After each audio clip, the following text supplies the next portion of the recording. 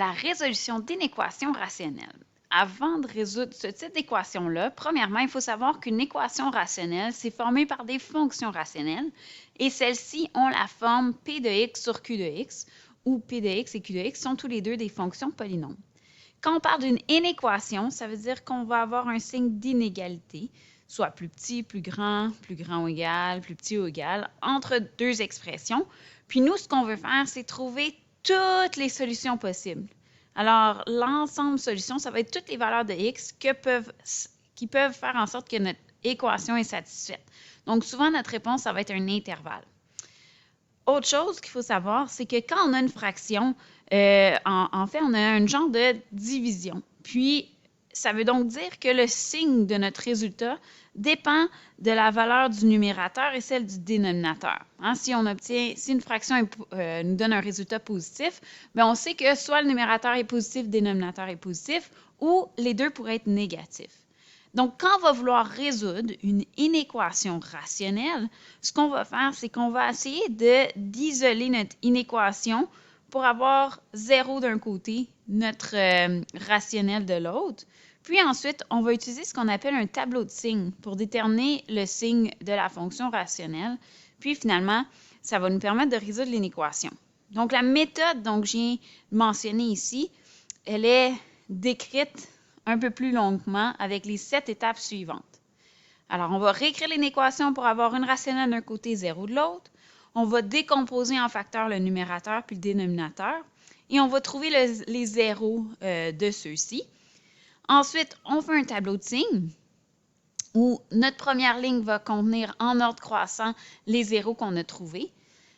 Sur les deuxième et troisième lignes, on va aller voir le signe du numérateur et du dénominateur. Et finalement, sur notre dernière ligne, on va combiner ces informations-là pour déterminer le signe de notre fonction. Puis finalement, selon si au départ on avait plus grand, plus petit ou quoi que ce soit, bien, on va aller déterminer lequel des intervalles est notre ensemble solution. OK. Un exemple, ça l'explique toujours mieux. Alors ici, on a l'inéquation 4 moins x sur 2x plus 3 est plus grand ou égal à 0. Donc, on veut réécrire la rationnelle d'un côté, 0 de l'autre, c'est déjà fait. On va aller déterminer les zéros du numérateur et dénominateur, hein, parce qu'ici, c'est déjà factorisé. Donc, le 0 du numérateur serait x égale 4 et le 0 du dénominateur, ce serait négatif 3 demi. Sur ma première ligne, je vais écrire en ordre croissant ces zéros-là. Ensuite, on va aller évaluer le signe du numérateur, le signe du dénominateur, et finalement, ça va nous permettre de conclure pour le signe de ma rationnelle. Alors, je remarque que le x égale négatif 3 demi, ça, c'est le 0 de mon dénominateur. Et le 4, c'est le 0 de mon numérateur. Fait que première chose que je vais faire, c'est indiquer avec mes zéros comme ça. Ça veut donc dire que pour la ligne où est-ce que je veux évaluer le signe de mon numérateur, je vais aller vouloir tester une valeur plus petite que 4 pour déterminer le signe du numérateur pour toutes les valeurs plus petites que 4. Moi, supposons que j'essaie avec 0, par exemple. Hein, 0, c'est plus petit que 4. Si je le remplace à l'intérieur de mon numérateur, 4 moins 0, ça me donne une valeur positive. Alors, je sais que pour toutes les valeurs plus petites de 4, le numérateur est positif. Puis, si je remplace pour une valeur qui est plus grande que 4, 10 par exemple, bien 4 moins 10, ça me donne négatif 6. Négatif, donc. Je fais le même travail pour mon dénominateur. Donc, au dénominateur, ici, je vais aller voir pour une valeur plus petite que négatif 3 demi. Je vais aller avec négatif 5, tu sais. Donc, si je fais 2 fois négatif 5 plus 3, je vais obtenir une valeur négative ici. Puis, pour n'importe quelle valeur plus grande que négatif 3 demi, je vais y aller avec 0. J'ai 2 fois 0 plus 3, ça me donne quelque chose de positif. Finalement, pour remplir la dernière ligne, tout ce qu'on fait, c'est qu'on regarde les signes.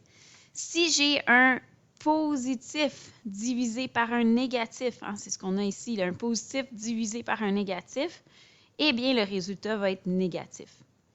Si j'ai un chiffre positif divisé par 0, bien, on ne peut pas diviser par 0, donc c'est impossible. Un positif divisé par un positif, ça me donne un positif. 0 divisé par un nombre positif, ça me donne 0. Et un négatif divisé par un positif, ça me donne un négatif. Dernière étape, nous, on voulait trouver les endroits où est-ce que c'était plus grand ou égal à 0. Donc, si je regarde dans la dernière ligne de mon tableau, plus grand et égal à 0, ça va me donner ici. Et là, je vais aller voir, dans ma première ligne, ça voulait dire de négatif 3,5 à 4. Je ne peux pas inclure négatif 3,5 dans mon intervalle parce qu'à cet endroit-là, on a que notre rationnel n'existe pas. Par contre, je vais inclure 4 parce qu'on veut inclure les endroits où est-ce que c'est égal à 0. Alors, ma réponse serait négatif 3,5 que je n'inclus pas jusqu'à 4 que je peux inclure. Et maintenant, passons à un autre exemple.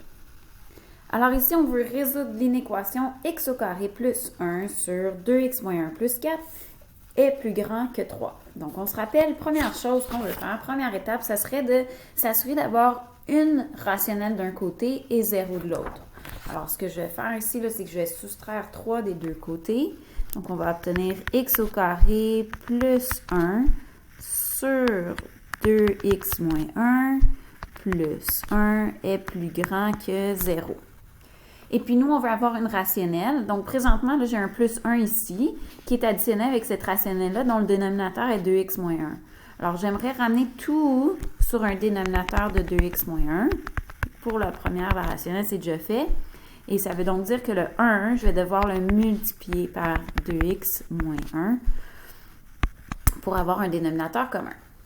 Alors, on a maintenant x au carré plus 1 moins 1, donc x au carré plus 2x sur 2x moins 1 est plus grand que 0. Je remarque qu'au numérateur, il y a un facteur de x, donc je vais faire une mise en évidence simple ici. Je vais sortir le x, et voilà. Donc là, j'ai une rationnelle d'un côté, j'ai 0 de l'autre, j'ai aussi décomposé en facteurs le numérateur et le dénominateur. Donc maintenant, j'ai besoin de les zéros. Fait que je vais aller voir, OK, quand on a que x fois x plus 2 est égal à 0, ça veut dire que soit x égale 0 ou x égale négatif 2. Donc ça serait les zéros du numérateur.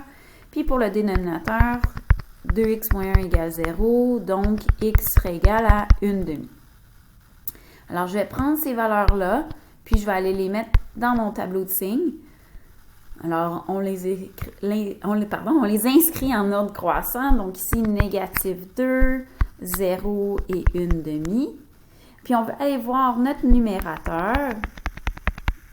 Notre dénominateur est, dans le fond, est-ce qu'il est positif ou négatif. Donc, le signe du numérateur et du dénominateur pour en déduire le signe de notre rationnel au complet.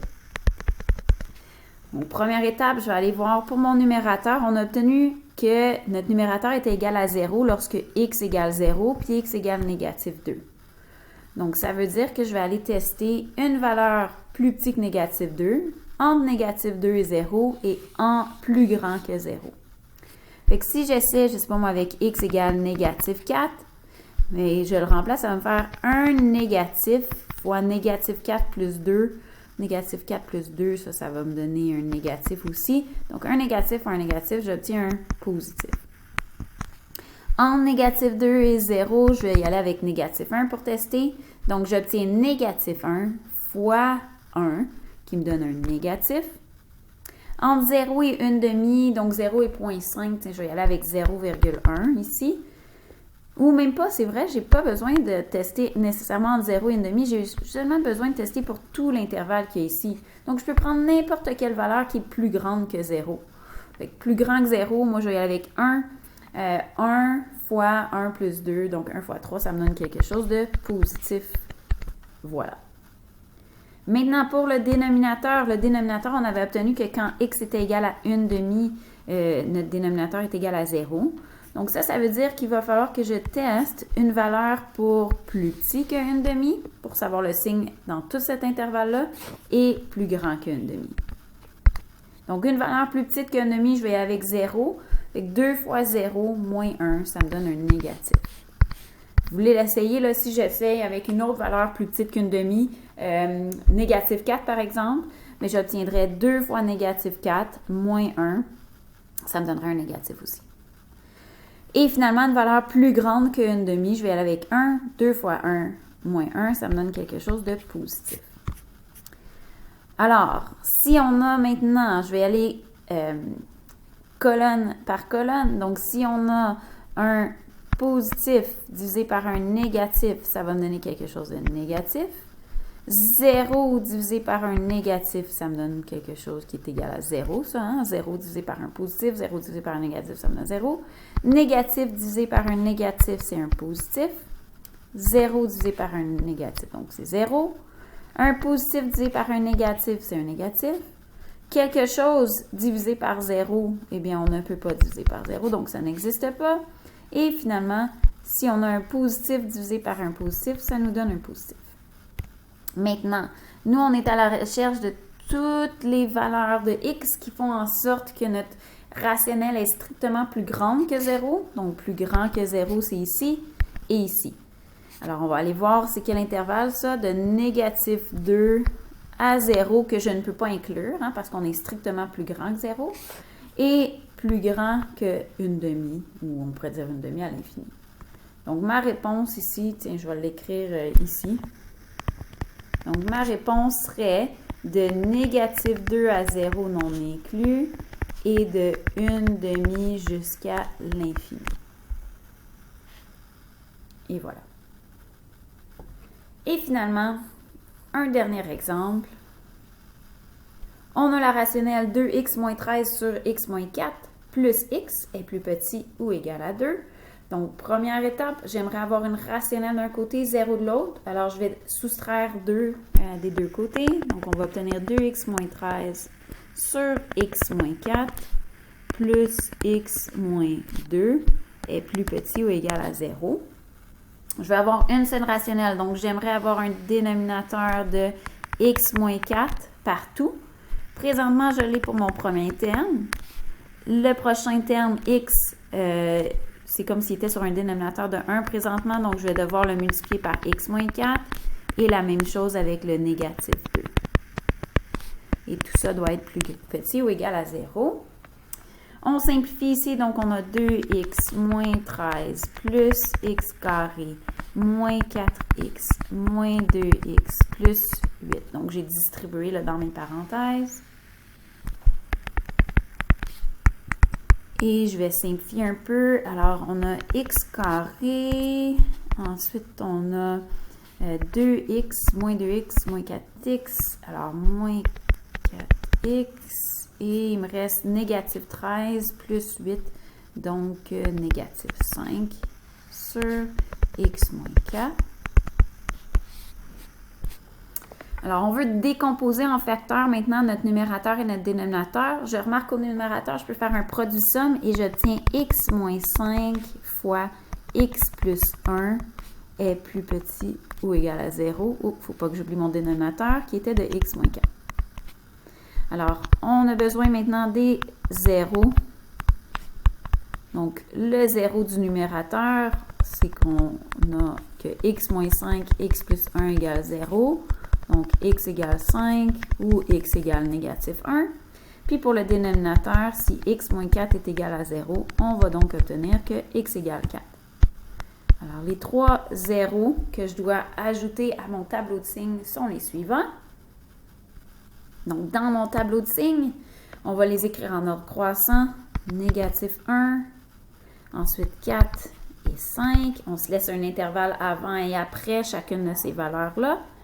On veut déterminer le signe du numérateur, du dénominateur et enfin de la rationnelle au complet. Alors, pour le numérateur, on a obtenu que ces zéros étaient 5 et négatif 1. Alors, je vais aller ajouter des zéros à ces endroits-là tout de suite. Ensuite, je vais aller tester les intervalles créés d'une part et d'autre de ces zéros-là. Donc, x plus petit que négatif 1, x entre négatif 1 et 5, puis x plus grand que 5. Donc, le premier intervalle, on choisit une valeur plus petite que négatif 1. Moi, je vais aller avec négatif 10, tiens. Donc, négatif 10 moins 5, qui me fait un négatif, fois négatif 10 plus 1, qui me fait un autre négatif. Donc, quand je vais les multiplier ensemble, je vais obtenir un positif. Prochain intervalle, donc, entre négatif 1 et 5, moi, je vais y aller avec 2, parce que c'est mon chiffre préféré. Prenez la valeur que vous voulez. 2 moins 5, ça me donne quelque chose de négatif, fois 2 plus 1, ça me donne quelque chose de positif. Alors, si j'ai un négatif fois un positif, on obtient des résultats négatifs ici. Et finalement, une valeur plus grande que 5, je vais aller avec 10. Alors, j'obtiens 10 moins 5, 10 plus 1, donc un positif fois un positif me donne un positif. Donc, voilà pour le numérateur. Pour le dénominateur, le 0 qu'on a obtenu était à x égale 4. Ça veut donc dire que je veux tester d'une part et d'autre de ce 0-là le signe de mon dénominateur. Alors, une valeur plus petite que 4, je vais y aller avec 0. Donc, j'obtiens 0 moins 4 qui est un négatif. Et une valeur plus grande que 4, 10. 10 moins 4 est positif. Et maintenant, il nous reste à y aller colonne par colonne, voir quel résultat on obtient pour notre rationnel. Donc, si j'ai un positif divisé par un négatif, j'obtiens un négatif. 0 divisé par un négatif, c'est 0. Un négatif divisé par un négatif, c'est un positif. Un négatif divisé par 0, on ne peut pas diviser par 0, c'est impossible. Un négatif divisé par un positif, c'est négatif. 0 divisé par un positif, c'est 0. Puis finalement, positif divisé par positif, c'est positif. Nous, on voulait déterminer les endroits que c'était plus petit ou égal à 0. Alors, plus petit ou égal à 0, plus petit et 0. Donc, on peut voir que mes intervalles vont être de négatif 1 vers tous les chiffres plus petits, donc négatif infini à négatif 1, puis de 4 que je ne peux pas inclure parce qu'à cet endroit-là, on a obtenu n'existe pas. Donc, 4 non inclus jusqu'à 5 que cette fois-ci, oui, je peux inclure là, parce qu'on veut plus petit ou égal à 0. Donc, ma réponse serait de négatif infini à négatif 1 que je peux inclure parce qu'à cet endroit-là, c'était 0.